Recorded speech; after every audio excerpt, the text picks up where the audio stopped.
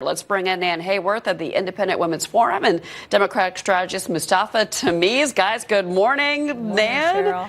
Did the president just make it real darn tough for his fellow Republicans to blame Democrats if we get a shutdown? Well, you know, Cheryl, it's one of those situations in which, look, the president we know is not afraid to back up his positions.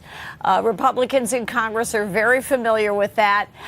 Here's the fascinating thing, and it really depends on the arguments we make to the public. That's the most important thing, Cheryl. If you look at the positions the president has taken on funding a border wall, providing a path to legality and citizenship for DACA recipients, ending the crazy visa lottery, and controlling extended migration. That's all fair and good, Nan, but we're talking about shutting down the government, and the president did it multiple times on live television. And Mustafa, Yes. I got to get you in on this. I want you to listen to Chuck Schumer, specifically what he said, because I'm wondering if the Democrats are taking the smart pathway as well going forward. Listen to him. This temper tantrum that he seems to throw will not get him his wall, and it'll hurt a lot of people because he will cause a shutdown.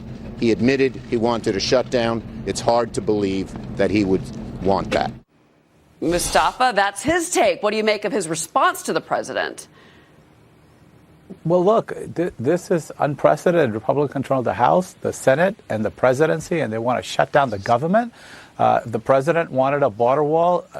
He should pass at least a bill in the United States House of Representatives because they have an overwhelming number of Republican votes in the House.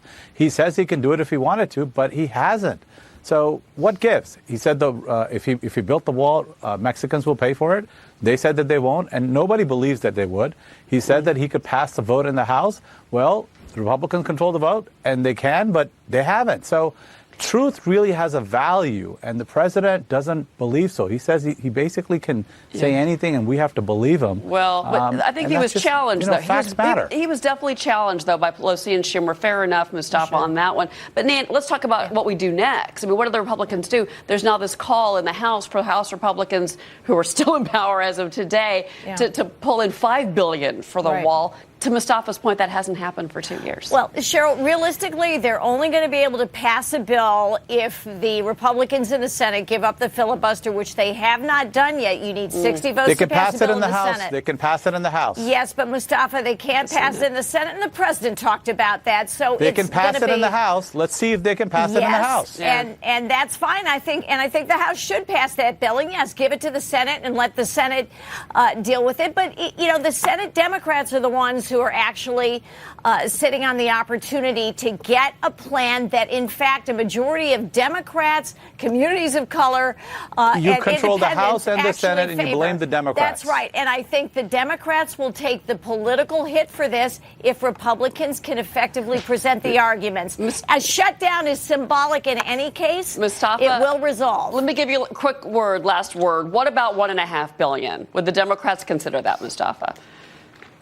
Look, it's not about money. President Trump ran around the country saying, let's build a wall and Mexicans will pay for it. That's just a flat-out lie.